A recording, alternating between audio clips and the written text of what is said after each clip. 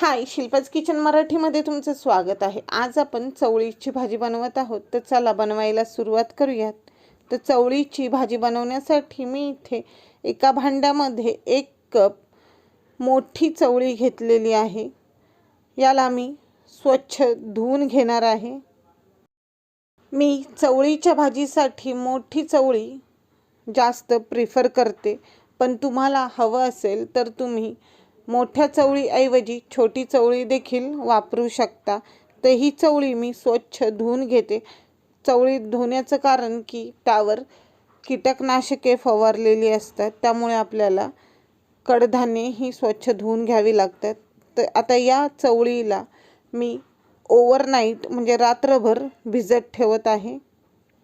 तुम्हाला हवं असेल तर तुम्ही 4 ते 5 तासांसाठी देखील ही चवळी भिजत ठेवू शकता। तर इथे आपली चवळी चांगली भिजलेली आहे। आता ही चवळी मी कुकरच्या डब्यामध्ये काढते। यामध्ये चवीनुसार मीठ आणि 1 ग्लास पाणी टाकायचे आणि हा डब्बा कुकरमध्ये ठेवून 2 ते 3 शिट्ट्या काढून ही चवळी आपल्याला शिजवून घ्यायची। तर तुम्ही पाहू शकता इथे आपली चवळी व्यवस्थित शिजलेली आहे। आता आपण याची भाजी बनवून घेऊयात। तर त्यासाठी मी इथे गॅसवर पॅन गरम करायला ठेवलेला आहे।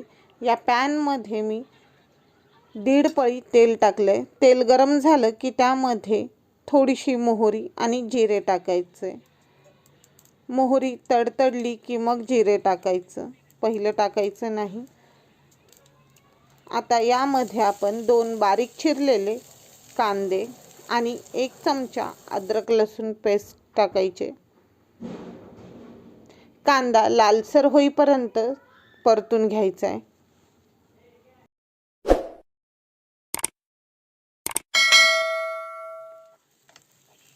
कांदा आपला चांगला परतला आहे। आता यामध्ये आपण 1 मोठा बारीक चिरलेला टोमॅटो टाकायचा आहे। टोमॅटो बरोबरच चवीनुसार मीठ टाकायचे। लक्षात ठेवायचे आपण चवळी शिजवताना मीठ टाकलं होतं, त्यामुळे जपूनच मीठ टाकायचं। टोमॅटो नरम होईपर्यंत परतून घ्यायचा आहे। टोमॅटो नरम झाला की त्यामध्ये हळद, लाल मिरची पावडर, कांदा लसूण मसाला आपण किती तिखट खातो त्यानुसार टाकायचा आणि हे मसाले परततानाच चवळीमधलं 1/4 कप पाणी देखील टाकायचे, जेणेकरून आपण मसाले जेव्हा परतत असू तेव्हा ते जळणार नाहीत। तर आता इथे आपला टोमॅटो कांदा चांगला परतून झाला। आता यामध्ये आपण शिजवलेली चवळी टाकली। चवळी यामध्ये मिक्स करायचे।